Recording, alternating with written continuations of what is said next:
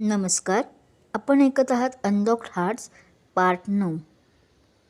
मी मी कोण हे कळेलच लवकर तुलाही आणि तिलाही.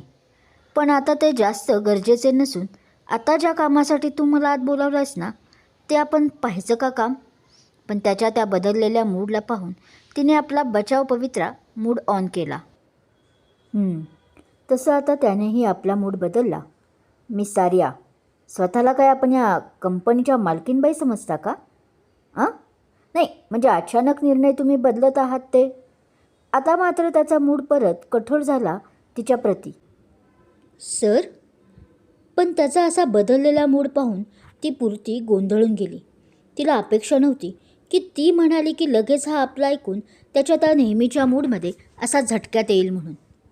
काय सर, हे बघा मिस आर्या, इथे बॉस तुमचा मी आहे. सो उद्या साधी सुई जरी इकडची तिकडे करायची असली तरी आधी मला सांगायचं. तुम्हाला तुमच्या बॉसच्या इज्जतीबद्दल काय वाटते की नाही ते माहीत नाही, पण मला माझ्या बॉसबद्दल नेहमीच काळजीच वाटते. त्यांची इज्जत ती माझी इज्जत मानतो, हे लक्षात असू द्या. तो एकदम तिला फनकाराने रागवत होता. आवाज जर तर एवढा वाढला होता की 2 मिनिटापूर्वी तिच्याशी फ्लर्ट हा करत होता असं कुणी म्हटलं असते तर समोरच्याला खोटे वाटले असते. सर, मी असं काही वागले नाही की ज्याने तुमची इज्जत जाईल. ती त्याला तुमचीही दोनदा ऐकून जरा रडतच बोलली, कारण आत्तापर्यंत तिला असं चढ्या आवाजात कुणी बोलले नव्हते. अगदी तिची आईसुद्धा नाही, कारण तिला तशा प्रकारच्या आवाजाचा फोबिया होता, म्हणजेच भीती होती. मिस आर्या, एक लक्षात ठेवा, इथून पुढे काही निर्णय घ्यायचे असेल तर आधी मला सांगितलं पाहिजे. पण तिच्या डोळ्यातील पाणी त्याला पाहावे ना आता. आणि अचानक त्याचा स्वर मवाळ झाला. त्याने तिच्या पुढे रुमाल धरला. तिने तो खसकन ओढून त्याच्याच तोंडावर मारला आणि तशीच रडत निघून गेली. ती त्याच्यासमोर कमजोर पडत होती आणि तो सुद्धा तिला पाहून कमजोर पडायचा. का? काय होतं असं या दोघात? यांचा काही भूतकाळ होता का? कळेल पुढे, जसजशी कहाणी पुढे सरकेल. मिस्टर अजय कुमार. ऑफिस सुटल्यावर ती घरी आली होती. आता ती बऱ्यापैकी सावरली होती. ती तशी मनाने खूप खंबीर होती, पण मोठा आवाज मात्र तिला चालायचा नाही. ही एक गोष्टच तिच्या सगळ्यात मोठी कमजोरी होती. आता आपल्या खोलीत येताच तिने रागात आपल्या खोलीची चांगलीच दशा केली होती. सर्व तिने वस्तू अस्ताव्यस्त फेकल्या होत्या आणि बेडवर बसून उशीमधला कापूस आपल्या हातात घेऊन त्याचा पार लगदा करून ती रागात स्वतःशी बोलत होती. इतक्या सहजासहजी मी तुला माफ करणार नाही, ती बोलत होती. तोच तिचा हात गळ्याकडे गेला, जिथे एक निळ्या रंगाचे डायमंड नेकलेस होते, ज्यावर इंग्लिशमध्ये एन नावाचे लेटर होते. तसं आता तर तिच्या डोळ्यातून आपोआप अश्रू व्हायला लागले, पण सोबत डोळ्यात एक दृढ निश्चयही दिसून येत होता. मिस्टर विक्रम सरंजामी. इकडे मिस्टर प्रेम देसाई, आर्याचे वडील, मोबाईलवर कोणाशी तरी बोलत होते. आज वाचलात, पण जर यापुढे मला कळले की आपण माझ्या मुलीच्या आसपास आहात तर याद राखा. त्यांनी रागात एक शिवी दिली आणि पुढच्या काही मिनिटात आपला मोबाईल फोन गादीवर जोरात फेकला व हाताची मागे घडी घालत ते इकडून तिकडे फेऱ्या मारायला लागले. अहो, पाणी. तोच तिथे शालिनीबाई एक ग्लास पाण्याचा घेऊन त्यांच्या समोर धरत बोलल्या. थोड्या त्या काळजीतही दिसत होत्या आणि घाबरलेल्याही. टाका आमच्या डोक्यावर. मिस्टर प्रेम देसाई मात्र अजून रागात त्यांना पाहत डोक्यावर हात ठेवत म्हणाले. तसं शालिनीबाई 5 पावले मागे सरकल्या. अहो म्हणतच. शालिनीबाई, तुम्ही? पण परत त्यांचा आवाज ऐकून आता कुठे मिस्टर प्रेम भानावर आले. सॉरी अहो, हे जरा कामाचं टेन्शन. ते त्यांच्या हातातील पाण्याचा ग्लास टेबलवर ठेवून त्यांचा हात पकडत सोफ्यावर बसवत त्यांना म्हणतात. आवाजात गिल्ट वाटत होते. कामाचं टेन्शन? काय झालं? ऑफिसमध्ये आहे ना सर्व व्यवस्थित? पण आता शालिनीबाई जर त्यांचं बोलणं ऐकून जास्तच काळजीत पडल्या. अहो शालिनीबाई, रिलॅक्स. एवढंही टेन्शन घेण्यासारखं नाही काही झालं. ते हसून खाली फरशीवर बसत बोलतात.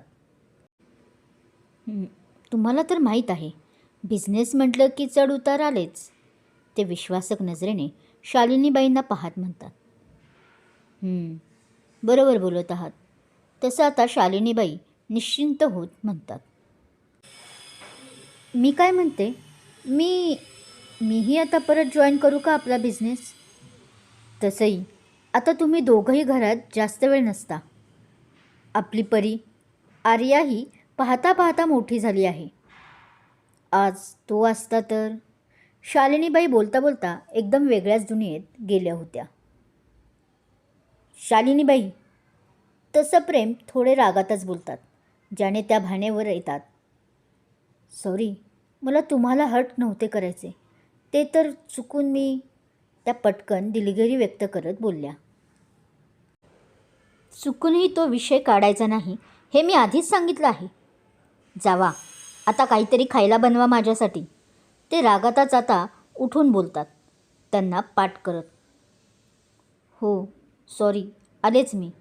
त्यांचा तसा कठोर चेहरा आणि आपल्याला पाठ केलेली पाहून शालिनीबाईंना अजून वाईट वाटते आणि ते सरळ उठून बाहेर पडतात. अजय, आपल्या नात्याचे काय ठरवले आहेस तू? पप्पा आता माझ्या मागे लागले आहेत, लग्न करा दोघं म्हणून. दुसऱ्याच दिवशी अजयच्या केबिनमध्ये येताच किमया भुनभुन करतच आत आली. हे काय आता नवीन? पण अजय, जो आपल्या फाईल्स रॅकजवळ उभा राहून एक फाईल चेक करत उभा होता, तो तिचं बोलणं ऐकून चांगलाच चरकला आणि त्याने फाईलचं पान तसंच अर्धवट ओपन करत तिच्याकडे भांबवलेल्या नजरेने पाहायला लागला. का? काय झालं? तू इतका दचकलास का? पण तिला मात्र आश्चर्याचा धक्का बसला. दचकू नाही तर काय किमया? अगं तुलाही माहीत आहे, मी फक्त साखरपुड्याला हो म्हणालो होतो. त्यानेही आता तितक्याच आश्चर्याने आणि गोंधळलेल्या आवाजात म्हटलं. डोंट टेल मी अजय, की आता तुला माझ्याशी लग्नही करायचे नाही आहे म्हणून. तिने आता अँग्री वुमनचा पवित्रा घेतला. हो, तो एकदम कॅज्युअल बोलतो तसं ती आता भांबावून पाहायला लागते. हे बघ किमया, तुझे वडील आणि माझे वडील बोलत होते, खूप मागे लागले होते म्हणून मी साखरपुडा केला. पण तुलाही चांगले माहीत आहे आणि माझ्या व तुझ्या घरच्यांनाही की मी प्रेम या शब्दाला किती टाळतो. तो नुसता उच्चारतानाही पहा, आत्तासुद्धा कसे माझ्या हातावरचे लव ताठ होतात. मी खोटे नाही बोलत आहे ते. तो आपला हात तिच्यासमोर धरतो तर खरंच हातावरची छोटे छोटे केस लव उभे राहिले होते. अजय, ती हैराण झाली होती त्याचे ऐकून, पण आता त्याचा हात पाहून का माहीत नाही इमोशनल झाली आणि त्याच्या गळ्यात पडली. तेही डोळ्यात पाणी घेऊन. गेली 4 वर्षे ते एकमेकांना ओळखत होते, तसे बालमित्र. पण मध्ये ती आपले पुढचे शिक्षण पूर्ण करायला गेली होती कॅनडाला. आणि जेव्हा तिने अजयच्या लाईफमध्ये प्रवेश केला परत, तेव्हा तो पूर्णतः तुटलेला होता. स्वतःला तो संपवून टाकायच्या मनस्थितीत होता, ज्यातून तिने बाहेर काढून त्याला सावरले होते. एक चांगली मैत्रीण म्हणून. त्याचं दुःख तिला त्याने कधीच सांगितलं नाही, पण तरीही तिला ते न समजताच कळलं होतं. अर्थात अर्धसत्य. मे आय कम इन सर? तोच परत आज नॉक झालं आणि तो आवाज ऐकून अजयने स्वतःला सावरलं. खरं तर तोही त्या मिठीत तिच्या रडून घेत होता. त्याचा बासचो आठवत होता. पण तिने मात्र बाजूला होत डोळे फिरवले, कारण त्या केबिनच्या दारात कोण उभं होतं हे तिला दिसत जे होतं. डोअर ग्लासचा जो होता. क्रमशः कोण आले असेल बरं बाहेर? श्रोते हो, तुम्हाला कळलंच असेल, कारण हुशार जे आहात. पण तरी सांगा बरं, कोण असेल बाहेर? कमेंट करून. आणि किमया व अजयची फ्रेंडशिप कशी वाटत आहे तेही सांगा हं. कथा आवडत असल्यास लाईक करा, कमेंट करा, शेअर करा आणि हो, चॅनल अजून सबस्क्राईब केला तर सबस्क्राईब करायला विसरू नका. थँक्यू.